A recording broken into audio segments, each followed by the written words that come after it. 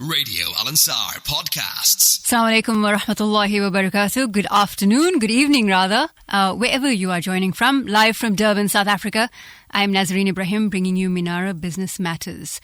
Proudly brought to you by the Minara Chamber of Commerce. You can visit minara.org.za.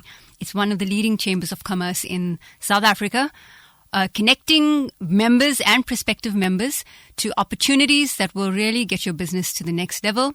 I'm thrilled that as a director on the board, we've had the pleasure of rebranding after 23 years, I think it is. So it's a wonderful opportunity and a time for the membership as well as prospective members as we follow a new journey and a vision to expanding across the African continent as well as the rest of the world. As you listen in this evening, Minara Business Matters is usually presented by Anwar Mullah. I hear that he is away in China and will be back possibly next week. But tonight's session is going to be a rather good one. Let me tell you who we've got on for you. Usually the Business Matters focuses on a particular topic, but today we've got two interesting guests. The first one, Leila Essop, is a HR consultant, an expert in her field. She'll be talking about HR policies. Why did we think this was important? Well, it can't be more important than the fact that we live in South Africa with, we should say, extreme labor laws, but also great labor laws. Interesting to remember that HR policies protects both employer and employee. As a business owner myself, I have learned that the very crucial way. So we thought, why not chat about that today? We all don't like admin and operational parts of our business, but nevertheless, they are meant to be what drives the business to further success. So we'll be speaking with Leila shortly. Leila is from Infinitely Different. She's an HR consultant, and I'm really keen to dig deeper into what HR policies look like in South Africa today. And then we've got a special interview with Dr. Nick Bradshaw. Dr. Nick Bradshaw is the founder of AI Media Group. He's going to be talking to us about the launch of the South African AI Association. I'm very pleased to say that I'm a member, advisory member on the board. But as we launch, going towards launching in July, we'll talk to Nick about why this association is necessary at this time in the world. I'm currently looking at Bloomberg Technologies' latest headlines. If you've been following the news, which many of you have been, you will know that the current G7 summit that took place, the main focus area was around AI and the race for AI regulation, AI ethics. And what is AI? AI, as you know, is artificial intelligence. The race is being pushed forward quite rapidly by tools like ChatGPT. You may have used these. And ChatGPT's infiltration into all manner of tools, including our mobile devices. We have all levels of AI that we experience in our mobile devices. But this race, or the conversation being had by world leaders around AI, is an interesting and a necessary one. So we have to talk about it always, all the time. We must ask the right questions. But for now, before we get to that, we want to go quickly through some headlines that we're looking at.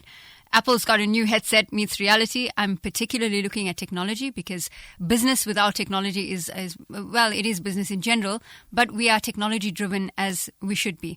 On that note, the Minara Chamber of Commerce has a new website launching much later in the month. And if it's not this month, it will be towards the end of June.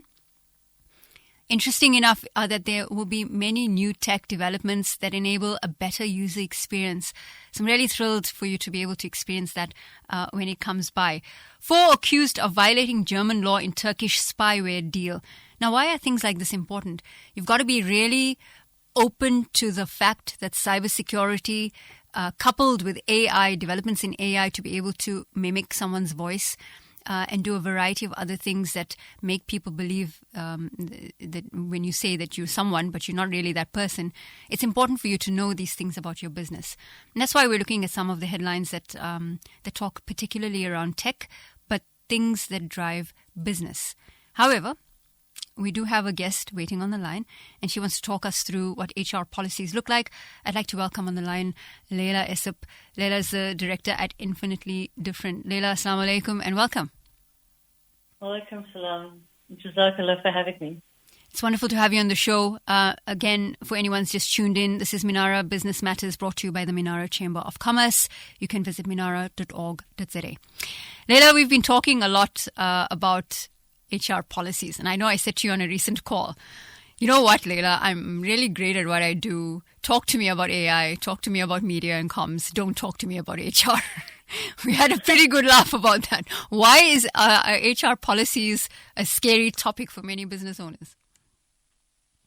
I think it's just fear of the unknown. Once you have all of these things in place, it really is really easy to get through. Really easy to get through. And I like that you say that, because I think, the idea behind an HR policy is that you're dealing with a human being. There is one human who's an employer dealing with another human being who's an employee, and there needs to be a social contract about how that relationship is governed, correct? Absolutely. In terms of governing, I think let's start with the basics. So what are the basic rules and acts that a first-time employer or a current employee needs to be familiar with? So the one that governs pretty much everything is the Basic Conditions of Employment Act. So it covers things like leave, hours of work, payment for public holidays and weekends. And so the basis of the Basic Conditions of Employment is that it can be more favorable to the employee, but not less. So if the basic conditions is 15 days of annual leave, you can give your employee 18 days. However, there are always exceptions, and the exception to this is if the employee earns more than 9,500 Rand a month, there are certain parts that don't apply to them. I think the next thing that's really important to take into account is the minimum wage, which is now at 25 Rand 42 an hour. The Labour Relations Act is also quite important. Basic things like pay as you earn and UIF at SARS. Then there's compensation for occupational injury and disease. Skills development levy if your payroll is more than 500,000 a year. And this is really interesting because it is now compulsory that every organization displays the Employment Equity Act and the Basic Conditions of Employment Act. So these are posters that can be purchased that need to be placed in a common area where all employees have access to it. So you say, Leila, sorry to stop you there, all employees have access to it. Do you think from your experience, and I know you've worked with quite a few blue chip corporations, do you think employees currently have easy access to HR policies and know the seriousness or validity of it? They are told about it when they sign the employment contract, and normally they're given a pack during induction. And I'll be very honest, I don't think very many people read them. I think the excitement of getting a new job, you kind of just sign through all the packs of paperwork, but they don't actually read them and understand them. Don't read it. It's pretty much like signing up for a social media account. Ticking, yes, I've read the terms and conditions and just using the service, right? Absolutely. Yeah, that comes with a kind of a pitfall in a way. I think it's interesting and important to know that. I know we are talking through basic rules and acts a first-time employer needs to be familiar with.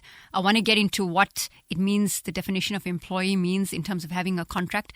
But just to ask you quickly, how often should an employer refresh their team with HR policies, or what it means to have an HR policy? Is that something that needs to be part of an annual best practice kind of team building exercise? It would be nice if that could be done, but the policies need to be reviewed annually because, like you were saying earlier, that with the introduction of technology, it really is important that it is refreshed. So companies that have an intranet could just highlight a policy a month as a reminder, or if a policy is changed, to just use that opportunity to refresh their memory about the existing policies. Right.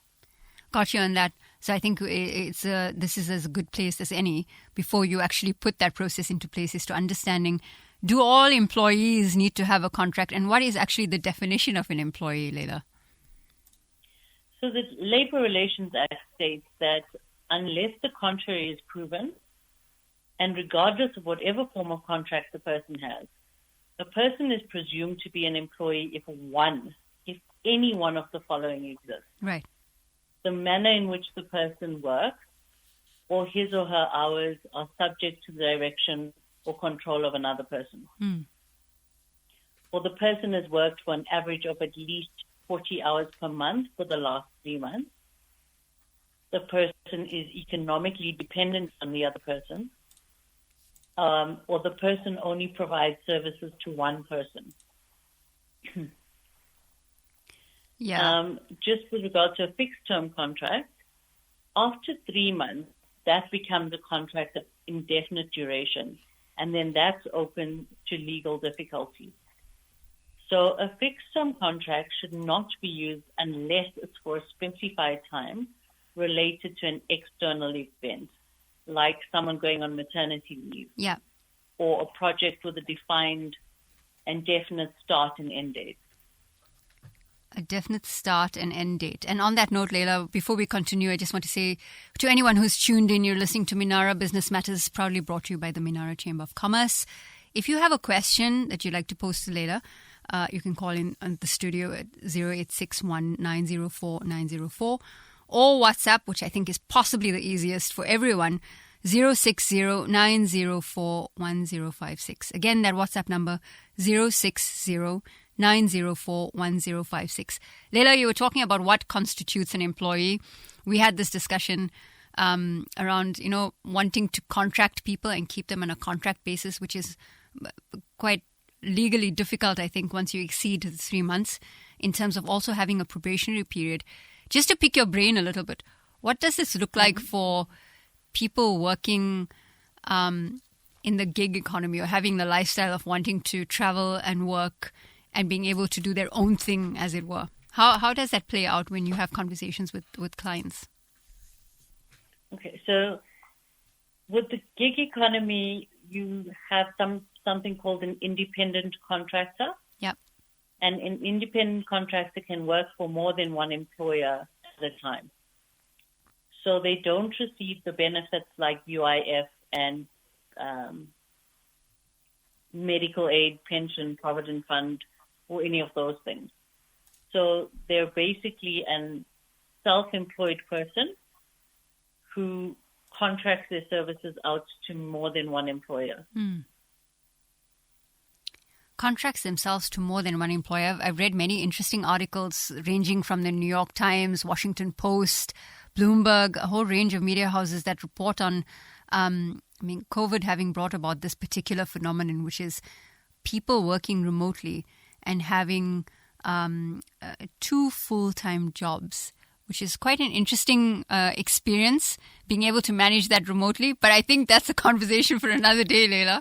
What I would like to know from you, though, for many business owners who may be listening or possibly want to send in a question, if we're talking about HR policies, typically there are a few that are quite well known, everything to do from maternity to taking leave, maternity leave, taking all sorts of leave, and disciplinary procedures.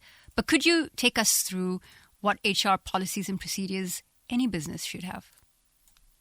Okay, so the first one is a code of conduct. Like you said, it's a social contract between two humans. So there are some things that are acceptable and others that are not. So the code of conduct says, as a business, these are the things that we find unacceptable. And should you transgress any of those, then there are penalties that are going to be attached. And those penalties can range from a written warning, a final written warning, or a disciplinary. The second one would be a recruitment policy. And the thing about policies and procedures, Naz, is that it is really important that a business lays out in writing what the procedures are for a particular thing. So with the recruitment policy, you'd say, how do we advertise? How do we screen our candidates? Do we use the same interview guide for everybody in the same position? And how do we eliminate unfair discrimination? The basic conditions of employment states the conditions for leave. So that's annual leave, sick leave, maternity and paternity leave, and family responsibility leave. Yeah. But other things to include in there are study leave. How do we tackle study leave as a company? Do we give you a day before, a day after? And then you also include the forms that you need to complete as an addendum, and then the process to follow when you're applying for leave. The process to Another follow when you're applying for while leave. we're on this, is the proof of absence. So do your employees need to bring you doctor's notes? If it's family responsibility leave, do they need to bring a death certificate? I think you and I discussed this the other day. It was the cell phone, laptop, internet, and own device policy. Oh, yeah. This is a big one, I think, for anyone, if specifically that businesses now may have a hybrid policy of working, meaning working from home and coming into the office at times, or working completely remotely. So this becomes a challenge when you don't issue a device to the person, because there's also the cybersecurity issue, the insurance issue. What do you do if there's a data breach? But also, if you do issue a laptop or a cell phone, then who pays for the data or cell phone usage if they're based at home? If they're based at the office, can they use the company Wi-Fi for personal use? So all of these things need to be encompassed into a policy. Leila, are you saying then that this particular one, because this was a deep interest to me. I mean, my business operates completely remotely. We have employees working across the country. And we've had the conversation around the either bring your own device policy or providing cell phones, devices, and internet connectivity. Is this something that is talked about internally and come to agreement between the employer and employee, or are there certain rules that apply from the Labor Relations Act particularly? So the Labor Relations Act is not specific about this. It is a discussion that you need to have. I think the own device policy during COVID has become quite popular. But whatever your decision is, you need to have a policy and a procedure in place. Agreed. And I think another important point that you raised there, which again, I will say for listeners, please always keep this at the back of your mind. It's a conversation we cannot have enough, is around the cybersecurity policies, procedures, practices that you have in your business, no matter how small your business is. Cybersecurity crime is a real thing. So I suppose this is something you have to have a conversation around constantly, Leila. Yes, absolutely. The other thing that you need to discuss all the time is the social media policy. And because there's new applications coming up all the time, you need to have rules around that about, can you do a TikTok video while you're at the office? Can you share pictures of an event that you share that you just had on Facebook? What are you allowed to put on LinkedIn and what are you not allowed to? What are you allowed to put on LinkedIn and what are you not allowed? I think this is, again, another conversation that's ongoing. You know, from the early days, Leila, of social media, there used to be this common thing. Do you remember on the Twitter bios, retweets are not an endorsement? There used to be a common line, especially with public figures. But Leila, I know you've taken us through some of the policies. We're reaching the end of our time, which is very sad because you've got really keen info that needs to be discussed in detail and further, especially in light of new ways of working, new practices of working. How can people reach you in order to learn more or also consult with you to get HR policies up to scratch in their business? So the easiest would be through my website, which is www.infinitely, INFINITELY.co.za. Okay, is that .com? You say .co.za. An email address that anyone can reach you on? info@infinitely.co.za. info@infinitely.co.za. That's where you can reach Leila Essop. She's an HR consultant, having worked with many blue chip corporations, helping align what social media policies, HR policies. I say social media because that's just what we were talking about. But HR policies in general, making sure that your business is doing the right thing. Leila, it was a pleasure to have you on the show. Jazakallah for joining us. Jazakallah for having me. Wonderful. That was Leila Essop, Director at Infinitely Different, talking about HR policies. Get in touch with her, info@infinitely.co.za. You're listening to Minara Business Matters, proudly brought to you by the Minara Chamber of Commerce. I'm Nazreen Ibrahim. You can visit minara.org.za for more details. If you want to get in touch, as you know, it's a business show. It's always interesting to hear your thoughts and views. If you're a business owner that's listening, you can WhatsApp us, which I suppose is the best way to communicate these days.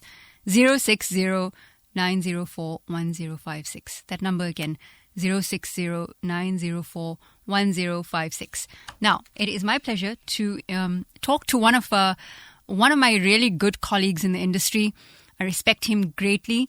He's launching what will be one of the leading institutions in South Africa, Southern Africa, and the African continent that collaborates, curates, and congregates AI enthusiasts, thinkers, thought leaders, and regulators and policymakers. Let me bring in now Dr. Nick Bradshaw, founder of AI Media Group, who's going to launch the South African AI Institute. Nick, are you there? I am there. I am here. Hi, Naz. How are you doing? Good evening. It's wonderful to have you on the show. Welcome. Thanks. Great to be here, and hello to your listeners this evening. This is wonderful. So, you and I have been talking in the past few days around the launch of the organization and what it means for South Africa at this point in time. I mentioned earlier in the show, and I think you and I had a very brief discussion earlier on around AI being the main focus for G7 leaders at the summit. Not surprising, considering that China, Europe are in the lead in the AI race, particularly with regulation and policy making. But in light of all of that, Nick, and the work that you're doing at AI Media Group, tell us about the launch of South African AI Association. Yeah, thanks, Naz. I look, for any of your listeners out there, I'm sure you can't but notice the news, particularly this year. Literally every day is a news article about AI and what it's doing, whether it's positive, negative, or somewhere in between. As you know, I've been working in this industry I've been in the tech industry for 25 years, and really started getting into the fourth industrial revolution AI landscape in 2016, 2017. And back then, it was very much kind of the realm of the developer. So you had to be an extreme, technically versed developer, technician to really get to grips with these technologies and make them work for you.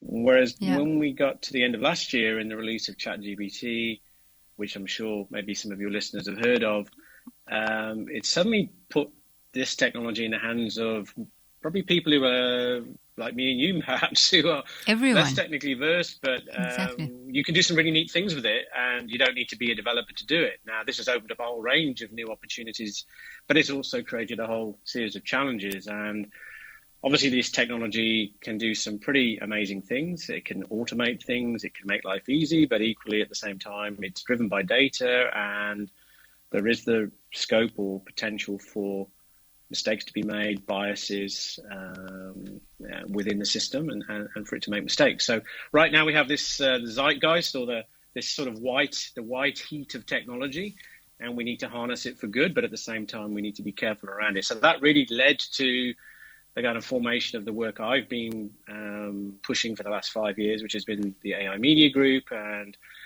we launched the State of AI in Africa report last year in partnership with the World Economic Forum, Global Shapers community, and the UNITU.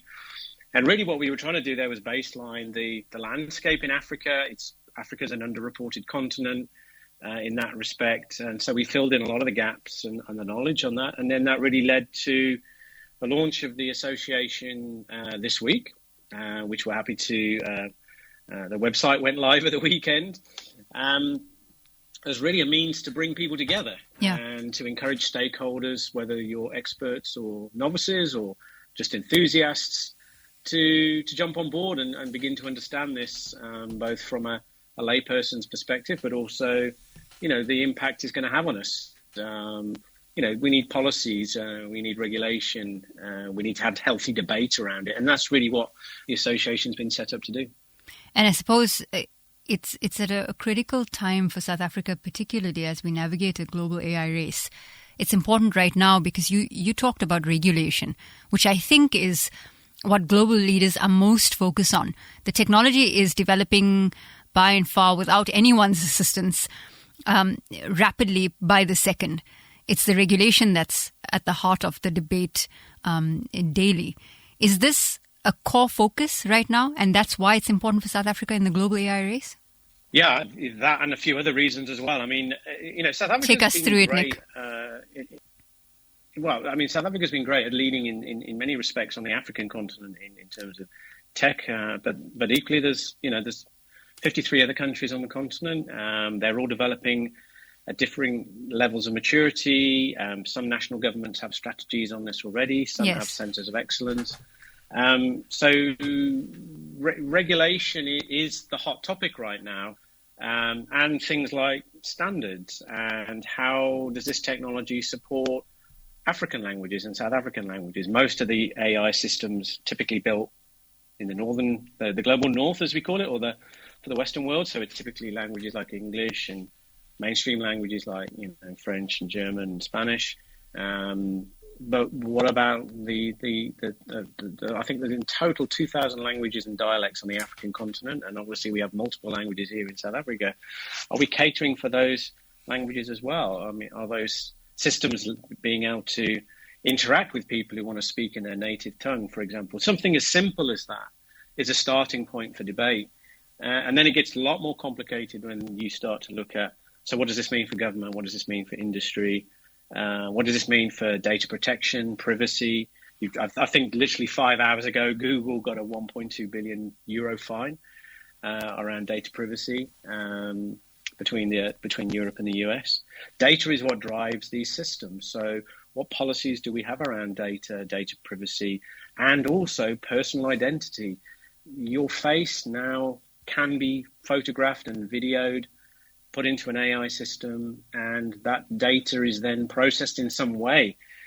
Is it being processed fairly? Does that system have your permission to use that data? These are some of the questions, and some have answers, some don't have answers, some have half answers. So we really are at this really critical turning point now where the technology is here to stay. I mean, 5 years ago, 6 years ago, when we started on this journey, there was a lot of enthusiasm, a lot of excitement. Some people still talking about the AI winter. It won't take off, it will fail again. Well, we're way beyond that now. I think we are definitely we're definitely way beyond an AI winter, that's for sure, which happened, what was it, back in the late 70s, early 80s, when there was an AI winter, when the governments invested money. I think there were two. I can't quite remember the periods of time that they covered. But, we're way beyond that now. It's now a case of, right, I better inform myself about this technology. I mean, for example, I went to a conference where the only way you could get in was to have your face scanned. Well, I'm not that keen on that. How do I get in without my face not being scanned? But so this is it, right? Simple things like this that, yeah. This is it, because time right now. I'm wondering, Nick, also, and you raise an interesting point. At GovTech back in 2019, the first time that it was set up here in Durban, with the Department of Communications at the time, and I think it was Science and Technology, and they used this particular, it was held at the ICC, they used this particular technology you're talking about, which was the scanning faces for you to enter or to access the main exhibition hall. But we know, yes, another example. We know that China is using that to a great extent, even in classrooms, to monitor facial expressions, to show interest and attitude or mood of students, to either engage them or look at how they can be helped further to improve their grades. I mean, their level of integration of AI into everyday life is at such a scale. It makes me wonder, Nick, and I'd love to get your thought on this.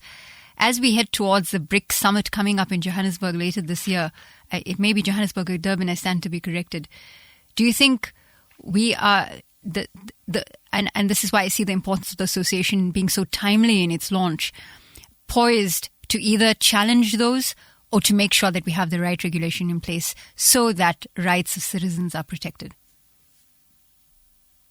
Yeah, I mean, you open up quite an interesting political discussion there, which is probably not, the show's not long enough to really get into. But look, True. I mean, I think what we're going to start to see, and I think this is the debate that probably needs to happen at BRICS, and maybe this is an area where South Africa and Brazil can lead. I mean, Brazil has a very large AI community. Actually, their government has a national AI strategy, and the do. lady that helped set that up was actually a speaker at AI Expo Africa a couple of years ago. So, that some countries have really shot ahead with this. You mentioned China, US. I think the two-horse race is China and the US.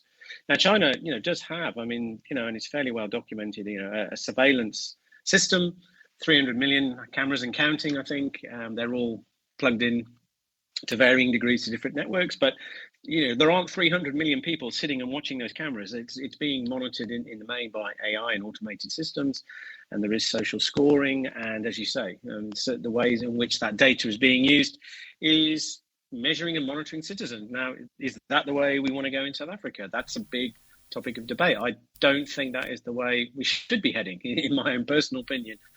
But equally, if you've got a camera surveilling, let's say, a football match and there's football violence, let's say, we just recently saw some on the news from yesterday. In that situation, can it be used for a force for good? But then if it's linking to a database where someone then is misidentified, then it's going to have repercussions. So the very interesting thing about AI is it's like a two-sided coin. One side of it is very good, potentially, and the other side of it is downside. And some of that downside is starting to manifest itself now. There is another private company that created a database of faces, which is being used and sold for law enforcement purposes. I think they openly say they scraped everyone's face off the internet. But did I give my permission for my face to be in that database, and yours and everybody else that's in there? So, I think the things that we're seeing right now, if you go back to the Cambridge Analytica situation with Facebook and how data and people were kind of, should we say, manipulated, AI is getting more and more sophisticated on a daily, weekly basis. I've been in this industry and monitoring it for 5 years now, and I am really now struggling to keep up. Agree more. I couldn't agree more with you. Yeah, so we really are on the tip of something quite spectacular. I think there's a positive to that, and there's also a negative, and that's really what we in the association are trying to bring to everyone's attention and to have that debate and invite people in to join that.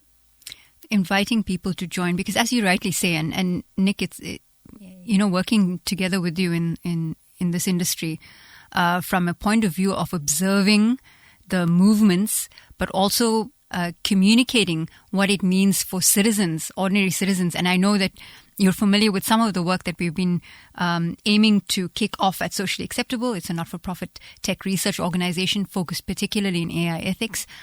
And that talks a lot to the objectives, I think, of what the association wants to do, which is building, at Socially Acceptable, the mandate is building a responsible digital citizenry. Should that be the cause for everyone's path moving forward? And that would be what the association wants to instill in people as we move forward? Yeah, our core mission is to promote the adoption and use of responsible AI. If you try to summarize it into a sentence, the opportunity of tomorrow today. We really are wanting to say, look, the future is a lot closer to you now than it's ever been. I'll give you an example. Even this morning, there was a gentleman, he's a tech entrepreneur.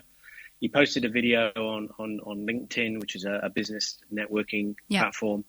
And he showed how he, on the fly, used an AI technology to create a vision of a township. Like within a couple of minutes, 360-degree world that you could then use for animations or games or whatever. And if you think about the potential that we've got there and the speed at which you can create these things, now is the time for people to educate themselves. And I think a lot of these things have been wrapped in things like privacy and data protection and PUPI and POPIA. And for many people, they just think, I'll deal with that in the future. Now is the time to really start thinking about that. And you mentioned digital citizenry. It's 7:48 in the evening. It's been a long day. It's been a long day indeed. But yeah, the digital citizen, the digital society, the smart citizen. Educate yourself about it, even if it's just you go onto YouTube and you type in what is AI. Yeah. start to learn about it now. Your children that are sitting there in your house right now, if you're listening to this radio, they are the future engineers, and there are a whole range of new jobs. There are new jobs which have only just emerged in the last 6 months. Prompt engineering, absolutely. For example. That was a job that didn't exist until 6 months ago. That's right. And now it's one of the most sought after jobs, and you can train yourself to become a prompt engineer on YouTube right now. You can go and learn about it. You can log into these systems. Many of them are freely available. If you've got lucky enough to have access to Wi-Fi and a computer, but if not, get to the library, meet up with a friend, share it, use your phone, type in, how do I become a prompt engineer? And that could become your next job. And, so as I say, you and I are in this industry and we keep abreast or try and keep abreast of the issues. But I can tell you now, there are going to be more and more categories of new job emerging. Yeah. The barrier to entry has been lowered to the point where you simply need Wi-Fi, a phone, or a laptop to enter this industry. You don't necessarily have to go and do a PhD. You don't have to become a developer. There's nothing stopping you from doing that per se. But there are jobs now which are emerging where you can join an online course. Many of these courses are free. I encourage you to do that. Any of the listeners tonight who are getting inspired by what they're hearing, now is a great time to do it, because post-COVID, you can sit in your house and you can work anywhere in the world if you've got a laptop or a phone or a Wi-Fi connection, and you can start to look at doing some of this work. So yeah, it is a force for good in that respect, but at the same time, we need to understand this downside, the other side of the coin, which I talked about earlier. It's a force for good indeed. And you talked about the future of work, which is, I hesitate in this time currently to use the term the future of work, because we're already living it. At every moment, there's a new opportunity becoming available, so much so that the generative AI space, and you talked about prompt engineering. And just to give viewers an insight, if you've tuned in, which is in the last 10 minutes of this show, it's Minara Business Matters, proudly brought to you by the Minara Business Chamber of Commerce. And you're talking about prompt engineering. What does it mean? Well, if you've experienced ChatGPT, Nick is referring to prompting. And prompting means you get into ChatGPT.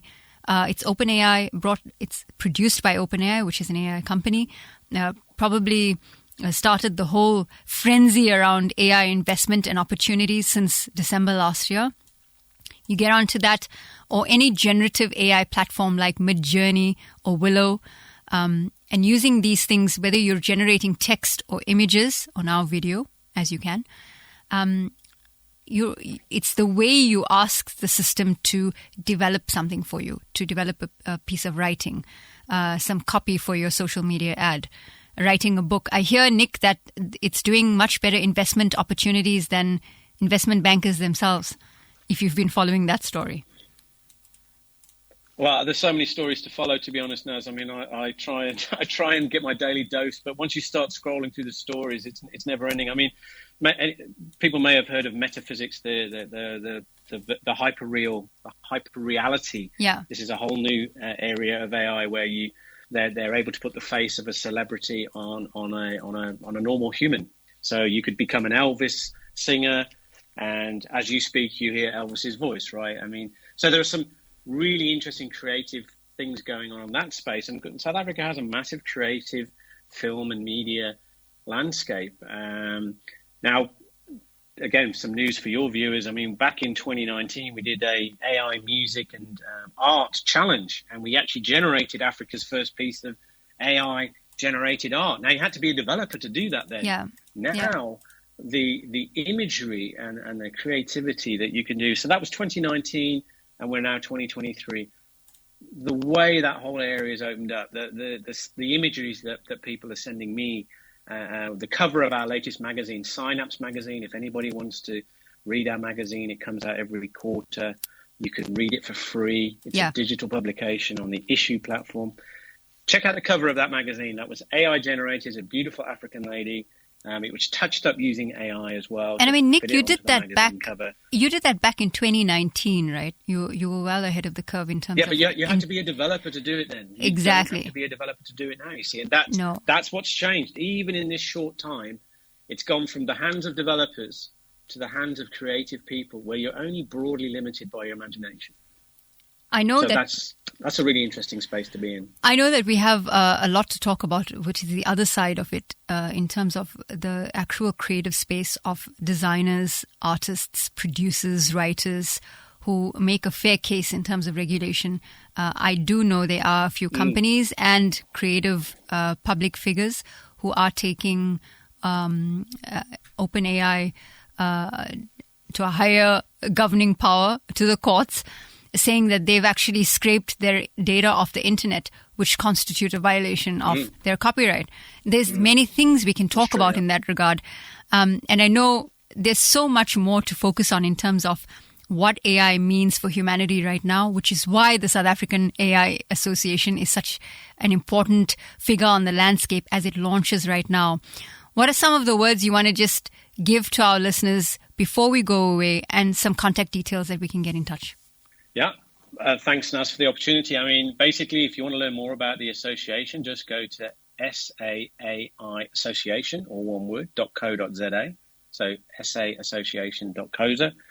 And on there, you can find out a little bit more about us, what we're doing. You can join for free. You can read the magazine for free. There's even a free copy of the State of AI in Africa report, and it also gives you 50% off tickets to come to our event, AI Expo Africa, in Johannesburg in November. Yeah. So there's plenty of benefits in there. It's zero cost to join. So yeah, just find out. Click on Google and find us, and hopefully we'll see you later in the year. Well, I'm definitely seeing you later in the year, if not sooner than that, to talk about the South African AI Association. I'm very pleased to be able to be part of the organization that's going to hopefully, and I don't think it's hopefully, I know for sure we're going to be a critical part of shaping the landscape along with other associates and enthusiasts around what AI means for a responsible digital citizenry. Dr. Nick Bradshaw, founder of AI Media Group, it was a pleasure to have you on the show. Thanks for joining us. Thanks, Naz. Brilliant stuff. So we're in the last few moments of the show. Minara Business Matters, proudly brought to you by the Minara Chamber of Commerce. Tonight we talked two topics. One was HR policies. I know, boring, that's what you're going to think. It's boring stuff. It's necessary stuff, guys. I'm a creative. I'm a writer. I'm an AI enthusiast, an AI ethics person. But man, when I need to get down and get my hands dirty with the admin of the business, there's no other way around it but to do it. So HR policy is important. Get in touch with Leila Essop. She's a HR consultant. Go to her website, infinitely.co.za, or email her info@infinitely.co.za. You can connect with the South African AI Association, the launch. You heard Nick give the web address there. I'm going to actually post it on my social media feeds, and get the Minara Chamber of Commerce to post a link there as well. I need to find it. It was just only launched, so I don't want to give you the wrong URL. But go and check it out. As a business, it is your responsibility to make sure that you have a very fair idea of how AI impacts you, your family, your rights as a citizen, including the lives of your employees and what it means for your business. So it's necessary, guys. I can't stress this enough. In fact, the conversation must be had always. You've got to know what AI is, how it impacts your life, what devices you use, and where you're going to be in this journey as we get thrust along at an incredible pace. It was fun to talk to you tonight about AI, particularly because it's a passion area for me. If you want to follow more of the work that we've been doing, first, go to my corporate communications business, www.nasconsulting.co.za. We are a premier African corporate communications business working with clients across the country, the continent, and doing some pretty great work. You want to get in touch with us just to find out more about how we can change your company's corporate comms strategy? Just contact us on contact@nasconsulting.co.za and check out some of our AI ethics work on sociallyacceptable.co.za. But before we go, this show is proudly brought to you by the Minara Chamber of Commerce. Remember, you can visit our website and newly launched website coming up later in June. It's minara.org.za. Multiple benefits to becoming a member. Remember, there is global reach, global interaction, and global value in being part of the Chamber of Commerce. And we're really looking forward to having you as part of our group and our network. Don't forget that the Minara Business Awards are coming up later in the year. You can go to the website and check out all the details. Submit a nomination, buy a ticket, book a table, get involved and be part of this growing, incredible business network that's only going to bring you much value. I'm Nazreen Ibrahim, live from Durban, South Africa, and it was really great speaking with you. You can contact me, contact@nasconsulting.co.za. Anwar Mullah should join you next week. Assalamu alaikum. Radio Al Ansar podcasts.